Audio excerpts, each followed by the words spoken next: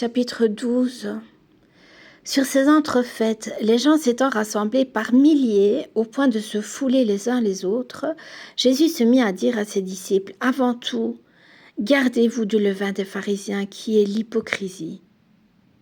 Il n'y a rien de caché qui ne doive être découvert, ni de secret qui ne doive être connu. C'est pourquoi tout ce que vous aurez dit dans les ténèbres sera entendu dans la lumière. Et ce que vous aurez dit à l'oreille dans les chambres sera prêché sur les toits. Je vous dis à vous qui êtes mes amis, ne craignez pas ceux qui tuent le corps et qui après cela ne peuvent rien faire de plus. Je vous montrerai qui vous devez craindre. Craignez celui qui, après avoir tué, a le pouvoir de jeter dans la géhenne. Oui, je vous le dis, c'est lui que vous devez craindre. Ne voit-on pas sa passeron pour dessous ? Cependant, pas un d'eux n'est oublié devant Dieu, et même les cheveux de votre tête sont tous comptés. Ne craignez donc point, vous valez plus que beaucoup de passereaux. Je vous le dis, quiconque me confessera devant les hommes, le Fils de l'homme le confessera aussi devant les anges de Dieu. Mais celui qui me reniera devant les hommes sera renié devant les anges de Dieu, et quiconque parlera contre le Fils de l'homme, il lui sera pardonné, mais à celui qui blasphémera contre le Saint-Esprit, il ne sera point pardonné. Quand on vous mènera devant les synagogues, les magistrats et les autorités, ne vous inquiétez pas de la manière dont vous vous défendrez, ni de ce que vous direz, car le Saint-Esprit vous enseignera à l'heure même ce qu'il faudra dire. Quelqu'un dit à Jésus du milieu de la foule, « Maître, dis à mon frère de partager avec moi notre héritage. » Jésus lui répondit, « Ô homme, qui m'a établi pour être votre juge ou pour faire vos partages ?» Puis il leur dit, « Gardez-vous avec soin de toute avarice, car la vie d'un homme ne dépend pas de ses biens, fût-il dans l'abondance. » Et il leur dit cette parabole, « Les terres d'un homme riche avaient beaucoup rapporté. Et il raisonnait en lui-même, disant, « Que ferai-je ? Car je n'ai pas de place pour serrer ma récolte. Voici, dit-il, ce que je ferai. J'abattrai mes greniers, j'en bâtirai des plus grands, j'amasserai toute ma récolte et tous mes biens. Et je dirai à mon âme, tu as beaucoup de biens en réserve pour plusieurs années, repose-toi, mange, bois et te réjouis. » Mais Dieu lui dit, « Insensé, cette nuit même ton âme te sera redemandée. Et ce que tu as préparé, pour qui sera-t-il ? Il en est ainsi de celui qui amasse des trésors pour lui-même et qui n'est pas riche pour Dieu. » Jésus dit ensuite à ses disciples, « C'est pourquoi je vous dis, ne vous inquiétez pas pour votre vie de ce que vous mangerez, ni pour votre corps de quoi vous serez vêtus.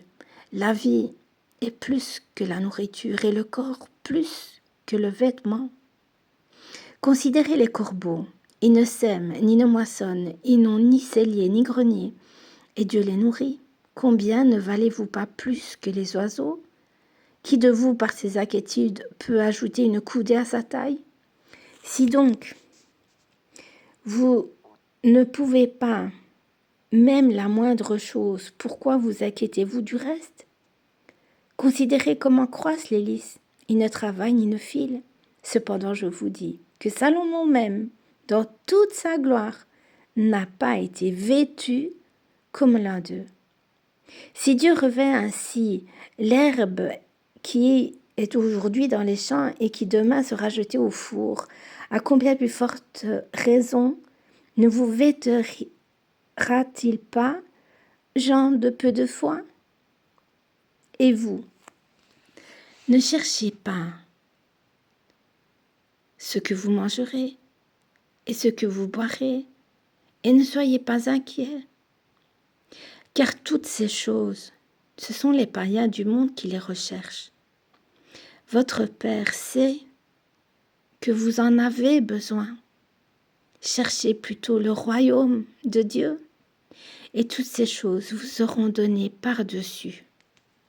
Ne crains point, petit troupeau, car votre Père a trouvé bon de vous donner le royaume. Vendez ce que vous possédez et donnez-le en aumône. Faites-vous des bourses qui ne s'usent point, un trésor inépuisable dans les cieux, où le voleur n'approche point, et où la teigne ne détruit point, car là où est votre trésor, là aussi sera votre cœur. Que vos reins soient sains, et vos lampes allumées. Et vous, soyez semblables à des hommes qui attendent que leur maître revienne des noces afin de lui ouvrir, et dès qu'il arrivera, il frappera.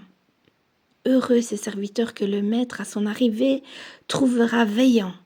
Je vous le dis en vérité. Il se scindra, les fera mettre à table et s'approchera pour les servir.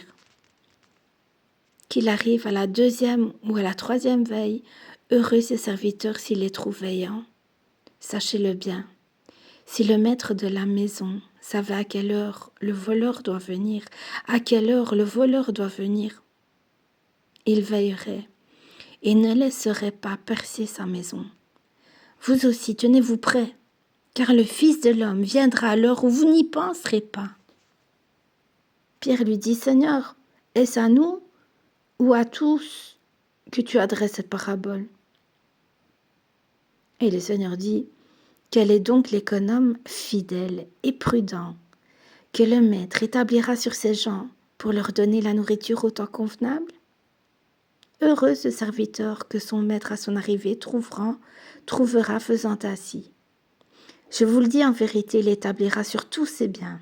Mais si ce serviteur dit en lui-même, mon maître tarde à venir, s'il se met à battre les serviteurs et les servantes, à manger, à boire et à s'enivrer, le maître de ce serviteur viendra le jour où il ne s'y attend pas, et à l'heure qu'il ne connaît pas.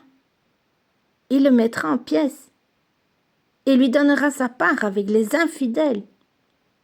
Le serviteur qui, ayant connu la volonté de son maître, n'a rien préparé et n'a pas agi selon sa volonté, sera battu d'un grand nombre de coups. Mais celui qui, ne l'ayant pas connu, a fait des choses dignes de châtiment, sera battu de peu de coups. On demandera beaucoup à qui l'on a beaucoup donné, et on exigera davantage de celui à qui l'on a beaucoup confié. Je suis venu jeter un feu sur la terre. Et qu'ai-je à désirer, s'il est déjà allumé? Il y a un baptême dont je dois être baptisé, et combien il me tarde qu'il soit accompli. Pensez-vous que je sois venu apporter la paix sur la terre? Non, vous dis-je, mais la division. Car désormais 5 dans une maison seront divisés, 3 contre 2, 2 et 2 contre 3. Le père contre le fils et le fils contre le père, la mère contre la fille et la fille contre la mère, la belle-mère contre la belle-fille et la belle-fille contre la belle-mère. Et dit encore aux foules, quand vous voyez un nuage se lever à l'Occident, vous dites aussitôt la pluie vient. Et il arrive ainsi. Et quand vous voyez souffler le vent du midi, vous dites il fera chaud. Et cela arrive, hypocrite. Vous savez discerner l'aspect de la terre et du ciel. Comment ne discernez-vous pas ce temps-ci? Et pourquoi ne discernez-vous pas de vous-même ce qui est juste? Lorsque tu vas avec ton adversaire devant le magistrat, tâche en chemin de te dégager de lui, de peur qu'il ne te traîne devant le juge, que le juge ne te livre à l'officier de justice et que celui-ci ne te mette en prison. Je te le dis, tu ne sortiras pas de là, que tu n'aies payé jusqu'à la dernière pite.